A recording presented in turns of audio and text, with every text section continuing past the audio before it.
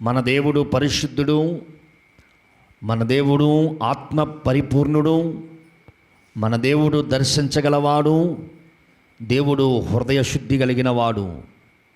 అట్టి లక్షణాలు కలిగిన దేవుడు మనందరికీ కూడా అవే లక్షణాలను మనకు అనుగ్రహిస్తున్నాడు.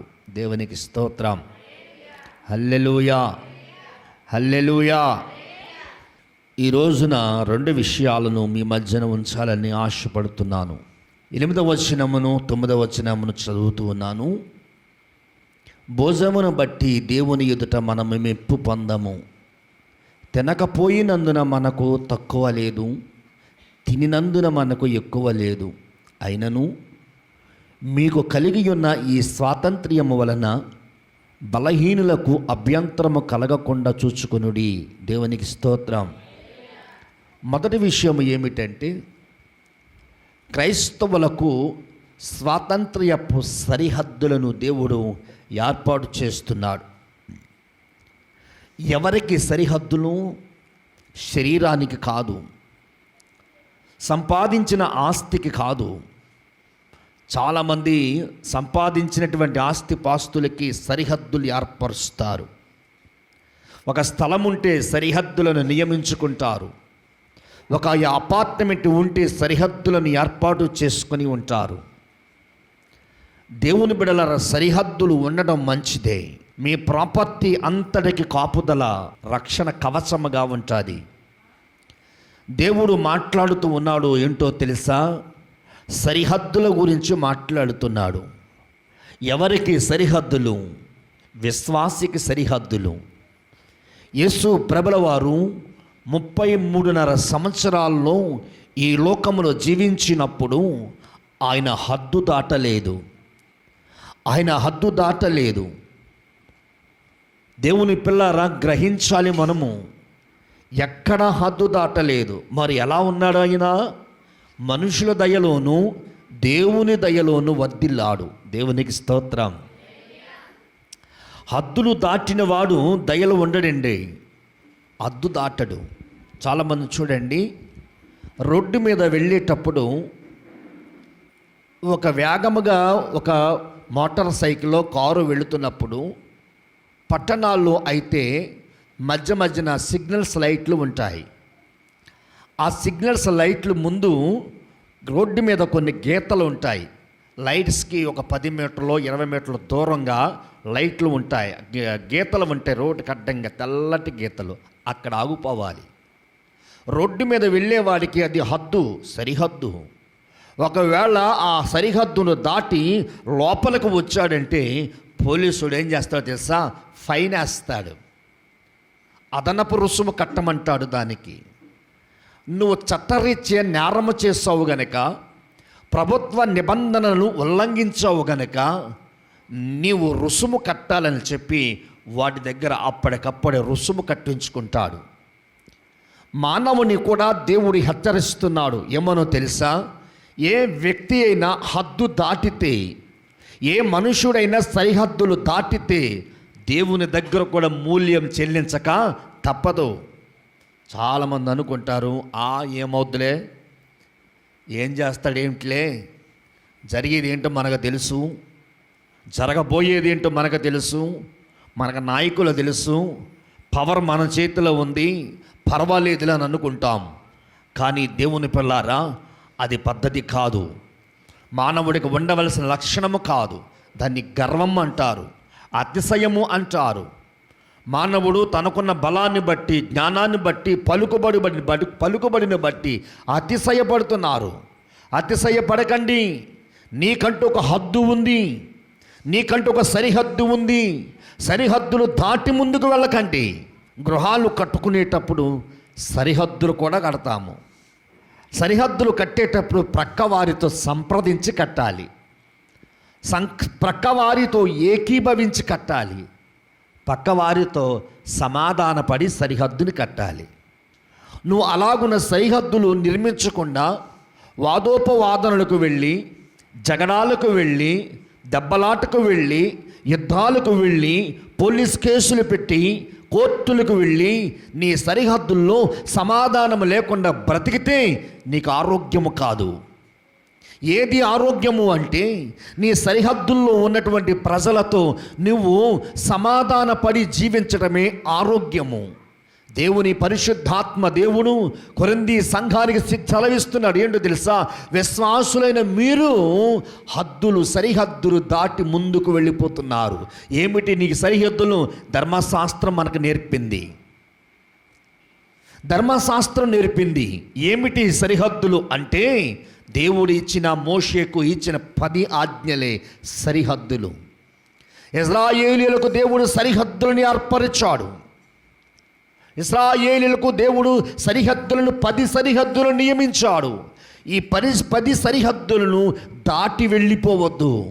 ఈ 10 సరిహద్దులను నిర్ణయ ప్రకారముగా బ్రతకాలి, జీవించాలి అని దేవుడు మనకు ఆజ్ఞలనే సరిహద్దులను ప్రవేశపెట్టాడు.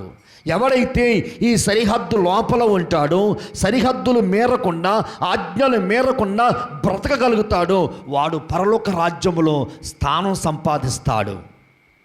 దేవునికి స్తోత్రం. హల్లెలూయా, హల్లెలూయా.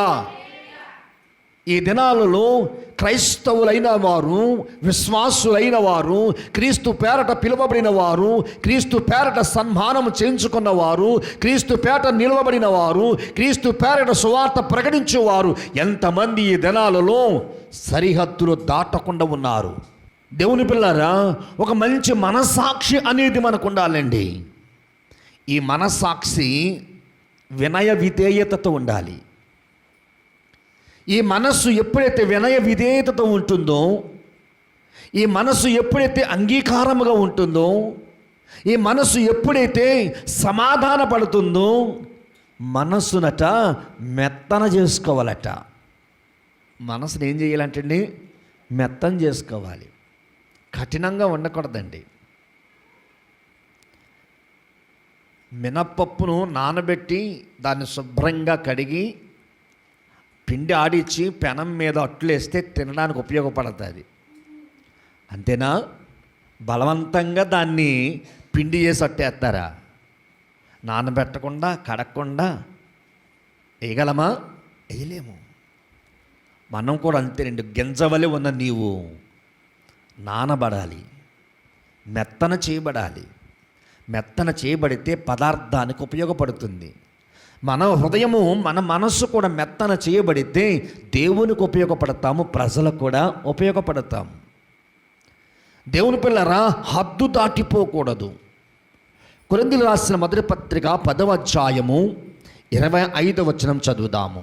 మనసాక్షి నిమిత్తము ఏ విచారణయూ చేయక కటికవాని అంగడిలో అమ్మునదేదో దానిని తినవచ్చును. దేవునికి స్తోత్రం. నియమాలు అనేవి సర్వసాధారణంగా మనందరికీ ఉంటాయి. నేను సెలవిస్తున్నాను, పచ్చకామరులు వచ్చినోడిని డాక్టర్ అన్నీ తినేమంటాడా? అన్నీ తినమనడు. జ్వరంతో ఉన్నవాడిని పచ్చం చేయమంటాడా? పస్తులు ఉండమంటాడా? తినమంటాడా? విరోచనాలు పట్టుకున్న వాడికి పచ్చం చేయమంటాడా? వద్దంటాడా? దేవుని పిల్లారా, మనకు ఏ వ్యాధి ఉన్నా దానికంటూ ఒక లిమిటెడ్ ఉంటుంది. ఏమి తినాలో, ఏమి తినకూడదు దేవుడు సెలవిస్తూనే ఉంటాడు. దేవుని పిల్లారా, అందుకని ఈ ఆహార సంబంధమైన వాటి విషయమందు దేవుడు కొంత సలహాలు ఇస్తున్నాడు. ఏమిటంటే అరగగలిగిన దానిని తినండి. దేవునికి స్తోత్రం. మీకు అర్థమైందా? దేన్ని తినాలండి? అరగగలిగిన దాన్ని తినాలి. అరగలేనిది తింటే ఈ సుఖం ఏముంది? పేగులు బలహీనపడిపోతాయి అమ్మా. అరగలేనిది తిన్నామనుకో పేగులు ఏమైపోతాయి అమ్మా? అందుకని చాలామంది చూడండి, పలావు తినేటప్పుడు కనీసం సాంబార్తోనైనా తింటాడు. కొంతమంది సాంబార్ వేసుకోరు. ఏమ్మా సాంబార్ వేసుకోలేదంటే, సాంబార్ వేసుకుంటే రొంపట్టేద్ది నాకు అంటాం. చాలామంది తేలిక పదార్థాన్ని తేలికగా చూస్తారండి. తేలిక పదార్థం అంటే ఏంటో తెలుసా? నీకు అరుగుదల బాగుంటుంది అని అర్థం. దేవుని వాక్యము కూడా నువ్వెంత తినగలవో అంతే పెట్టాలి నీకు. లేకపోతే ఏమవుతుంది? పంది ముక్కుకి ముత్యము వంటి బంగారము వంటి తొడిగామనుకోండి, ఏం చేద్దా? ఆహా ఊహో అని ఎదురు చూసుకుంటుందా? చూడదు. ముక్కు ఎగరేయదు, గంతులేయదు, వాళ్ళకి వీళ్ళకి చూపించదు. నేరుగా ఎక్కడికి వెళ్తుంది తెలుసా? పందికి ఒక ఏసీ రూమ్ ఉంటుంది. ఏంటది? అమ్మ బురద, మట్టి, అచ్చ మన తెలుగులో చెప్పాలంటే రొచ్చు.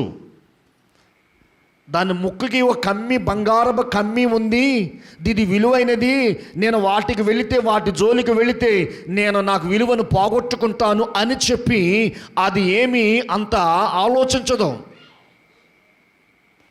దాని ముక్కుకు తగిలించిన బంగారపు కమ్మి కంటే నాకు ఉన్నటువంటి ఈ బురదే ప్రాముఖ్యం అనుకుంటుంది. ఎందుకంటే బురద తన ఇల్లు, బురద తన నివాసం. బురద లేకపోతే బ్రతకలేదు అది. దేవుని పిల్లారా, మనము మన విశ్వాసంలో ఎలా ఉన్నాము, ఎలా బ్రతుకుతున్నాము ఆలోచిస్తున్నారా? అందుకనే దేవుడు సెలవిస్తున్నాడు పౌలు ద్వారా. ఏమని సెలవిస్తున్నాడు అంటే 9వ వచనం చదువుదాము. మీకు కలిగి ఉన్న ఈ స్వాతంత్ర్యము వలన బలహీనులకు అభ్యంతరము కలగకుండా చూచుకొనుడి. దేవునికి స్తోత్రం, హల్లెలూయా. మీకు ప్రభువు ఏ స్వాతంత్ర్యమైతే ఇచ్చాడో, ప్రభువు మీకు ఏ అనుభవానైతే ఇచ్చాడో, ప్రభువు మీకు ఏ విధమైనటువంటి చక్కని సందేశాన్ని ఇచ్చాడో దానిని జ్ఞాపకం చూసుకోమంటున్నాడు. ఏమిటి అది? మీరు కలిగి ఉన్న వాటిని బట్టి బలహీనులకు అభ్యంతరకరముగా ఉండకండి. ఎవరు బలహీనులు? ఎవరు బలహీనులు? ధనం విషయంలోనా, ఆస్తి విషయాల్లోనా, ఉద్యోగ విషయాల్లోనా, ఏ విషయంలో బలహీనులు? బలహీనును కూడా, ఒరే నువ్వు బలహీనుడు అంటే ఏమంటాడు తెలుసా? కనీసం నా చేతనైన పని అన్నా చేతనంటాడు. దేవునికి స్తోత్రం చెప్పండి, హల్లెలూయా. మా ఇంట్లో కూడా కొన్ని శోధనలు వచ్చినప్పుడు నేను నా భార్యకి సహాయకుడిగా ఉంటాను. ఆమె నేను కూడా ఒకేసారి బలహీనులు అయినప్పుడు మేము చేయగలిగిన పనులన్నీ చేసుకుంటాం, ఒకరితో ఒకరు పంచుకుంటూ. దేవుని పిల్లారా, భర్త బలహీన సమయాన్ని భార్య ఎరిగి ఉండాలి, భార్య బలహీన సమయాన్ని భర్త కూడా ఎరిగి ఉండాలి. అప్పుడే సంసారం అనేది సజావుగా వెళ్తుంది. అయితే సంఘములో ఎవరు బలహీనులు అంటే ప్రార్థన చేయలేని బలహీనులు ఉంటారు, ఉపవాసము చేయని బలహీనులు ఉంటారు, మోకరించలేని బలహీనులు ఉంటారు, ప్రభువుతో మాట్లాడలేని బలహీనులు ఉంటారు. వారిని మనము చిన్న చూపు చూడకూడదట. వారిని ఏమి చేయాలి అంటే బలపరచాలి. వారి దగ్గరకు వెళ్ళి వారికి వినిపించినట్లుగా నీ ప్రార్థన ఉండాలి. వారికి తగిన రీతిగా ప్రేమపూర్వకమైన ప్రార్థన ఉండాలి. ఆమె హృదయాన్ని గ్రహించి ఆమె కొరకు ప్రార్థన చేయాలి. ఈరోజు నీ సహోదరుల కొరకు ఎంతమంది ప్రార్థన చేస్తున్నారండి? నేను తింటే బాగుంటుంది, నాకు ఉంటే బాగుంటుంది, నాకు ఉద్యోగం వస్తే బాగుంటుంది, నా వ్యాపారం బాగుంటే బాగుంటుంది అని ప్రార్థన చేసుకునేవాడే కానీ ప్రభువా నా సహోదరులు నష్టాల్లో ఉన్నారు, కొరతల్లో ఉన్నారు, ఇబ్బందుల్లో ఉన్నారు, ఒక్కసారి నన్ను ప్రేమించావు, వారిని కూడా ప్రేమించు ప్రభువా, నాకంటే ఎక్కువగా ప్రేమించు పర్వాలేదులే అని ఎప్పుడైనా మన సహోదరుల కొరకు ప్రార్థన చేశామా? బలహీనులను చూసి అసూయపడకండి, బలహీనులను చూసి మత్సరపడకండి, బలహీనులను చూసి నీ జీవితంలో ఏదో వాళ్ళు చిన్నవాళ్ళు బలహీనులు అని చెప్పి వారిని చిన్న చూపు చూడకండి. మరి ఏం చేయమంటున్నాడు వారిని? ఎలా ఉండమంటున్నాడు వారిని? యోహాను మొదటి పత్రిక 2వ అధ్యాయము 10వ వచనము. యోహాను మొదటి పత్రిక 2వ అధ్యాయము 10వ వచనములో వ్రాయబడిన మాట చదువుతాము. తన సహోదరుని ప్రేమించువాడు వెలుగులో ఉన్నవాడు, అతని యందు అభ్యంతర కారణమేదియో. దేవునికి స్తోత్రం. దేవుని పిల్లారా, ప్రభుల వారు ఏమని సెలవిచ్చాడో తెలుసా? నేను లోకమునకు వెలుగై ఉన్నాను అన్నాడు. యేసయ్య ఎవరంటండి? ఎవరికి వెలుగై ఉన్నాడు? లోకానికే వెలుగై ఉన్నాడు. వెలుగు లేనివాడు కాదు ఆయన.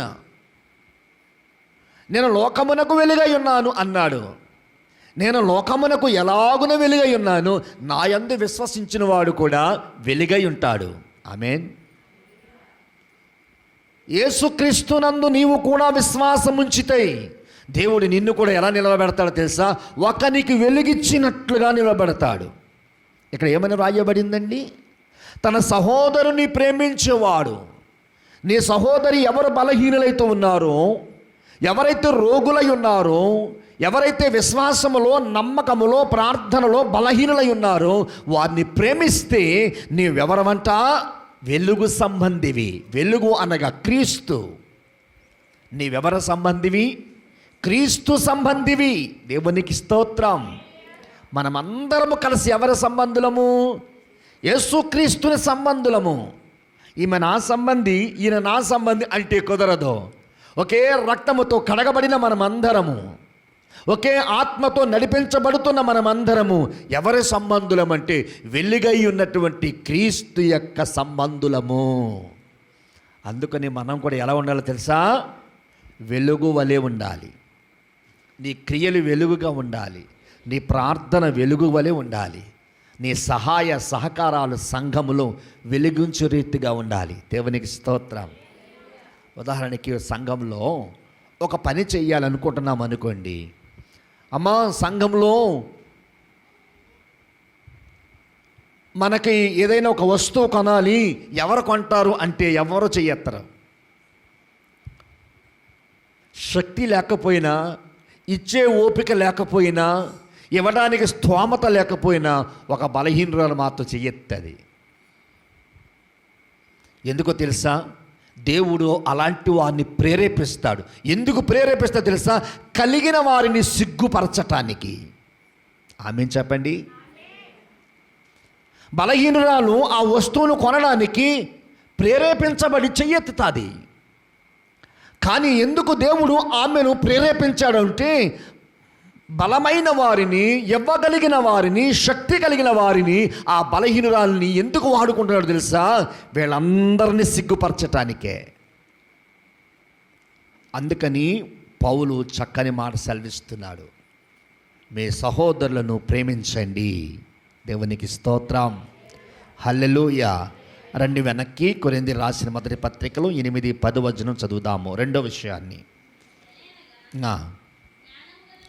ఎల్లయనగా జ్ఞానము గల నీవు విగ్రహాలయందు భోజన పంక్తిని కూర్చుండగా ఒకడు చూచిన ఎడల బలహీనమైన మనసాక్షి గల అతడి విగ్రహములకు బలి ఇయ్యబడిన పదార్థములను తినుటకు ధైర్యము తెచ్చుకొనును గదా. దేవుడు మొదటి విషయం ఏమిటంటే విశ్వాసికి స్వాతంత్ర్యపు సరిహద్దులను ఏర్పరిచాడు. రెండవదిగా ఏమిటంటే అదే విశ్వాసికి కొన్ని బాధ్యతలను ఏర్పరుస్తున్నాడు. ఏమిటి ఆ బాధ్యత? ఒక బలహీనుణ్ణి నువ్వు బలపరచగల బాధ్యత నీలో ఉండాలి. ఒక బలహీనుణ్ణి చెయ్యి అందించి లేపగలిగిన బాధ్యత ఉండాలి. ఒక బలహీనుడు ఏదైనా తప్పు చేసిన ఎడల, ఏదైనా పాపము చేసిన ఎడల అతన్ని క్షమించగలిగినటువంటి హృదయముతో నువ్వు వెళ్ళి అతన్ని హత్తుకోవాలి.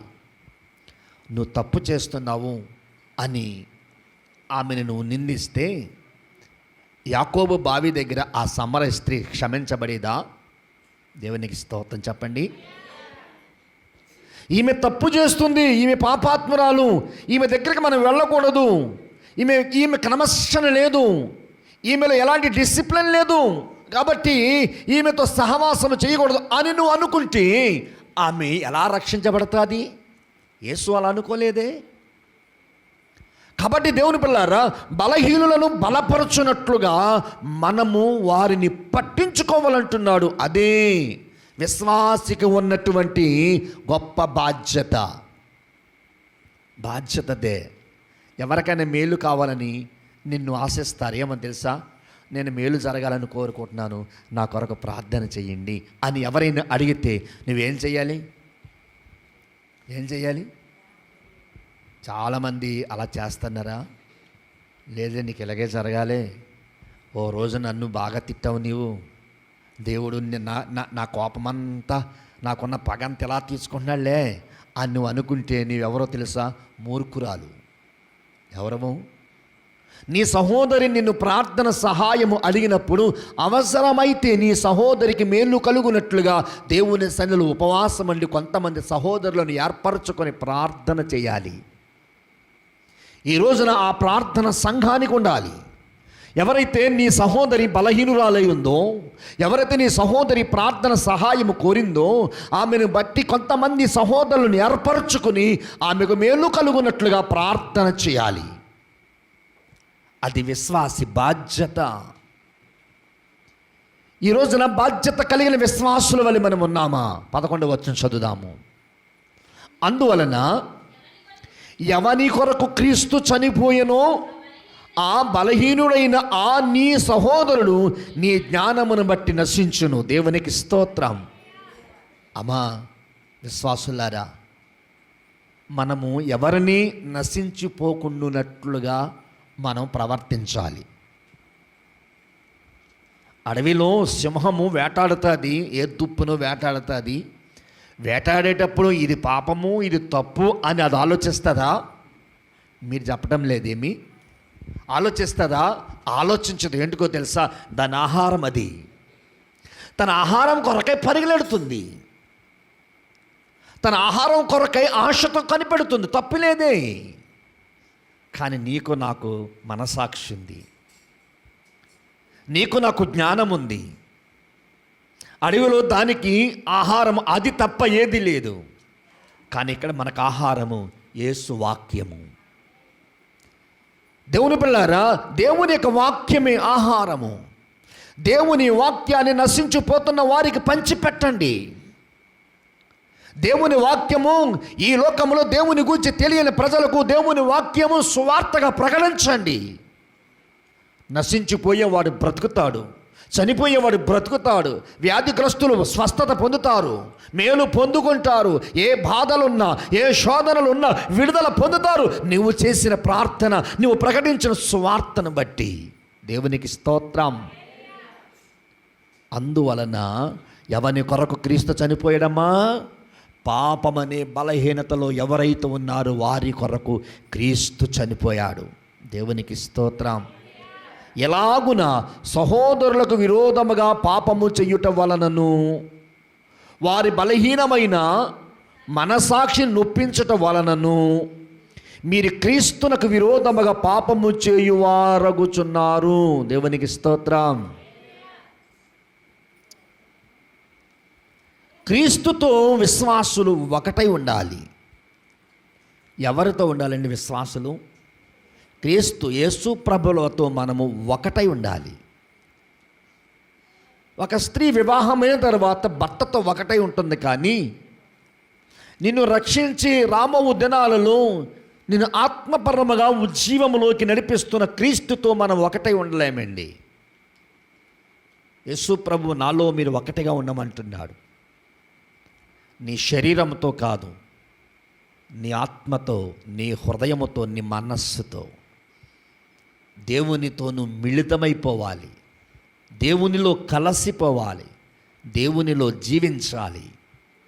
దేవుని పిల్లారా, అలా ఉంటున్నామా? నేను ముగిస్తున్నాను. కాబట్టి భోజన పదార్థముల వలన నా సహోదరునికి అభ్యంతరము కలిగిన ఎడల నా సహోదరునికి అభ్యంతరము కలుగజేయుటకై నేనెన్నటికనే మాంసము తినను. పౌలు చెప్తున్నాడు.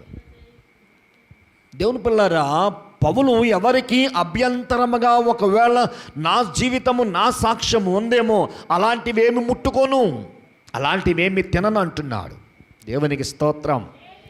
ఒకవేళ అడవిలో సింహము లేక పులి నేను ఇక్కడి నుంచి మాంసము తినను అంటే అది బ్రతుకుతుందా? మీరు చెప్తలేదు. నేను మాంసం తినను ఎందుకంటే నన్ను బట్టి అభ్యంతరపడుతుంది, అడవిలో ఉన్న జంతువులు నన్ను బట్టి భయపడిపోతున్నారు, నన్ను బట్టి పారిపోతున్నారు, ఇక్కడి నుంచి నేను ఎవరిని తినను అని కూర్చుంటే అది బ్రతుకుతుందా? దేవుని పిల్లారా, మనుష్యుడు రొట్టె వలన కాదు కానీ దేవుని నోట నుండి వచ్చే మాట వలన బ్రతుకుతాడు. దేవునికి స్తోత్రం చెప్పండి. నువ్వు బ్రతుకుతున్నావు, దేనివల్ల బ్రతుకుతున్నావు అంటే నువ్వు తినే ఆహారాన్ని బట్టి. కానీ అది కాదు. నువ్వు జీవించాలి దేవుని వాక్యాన్ని బట్టి. అనేకులను జీవింపచేయాలి దేవుని వాక్యాన్ని బట్టి. ఈ రోజున నీవు నీ జీవితము దేవుడు 2 విషయాలు సెలవిచ్చాడు.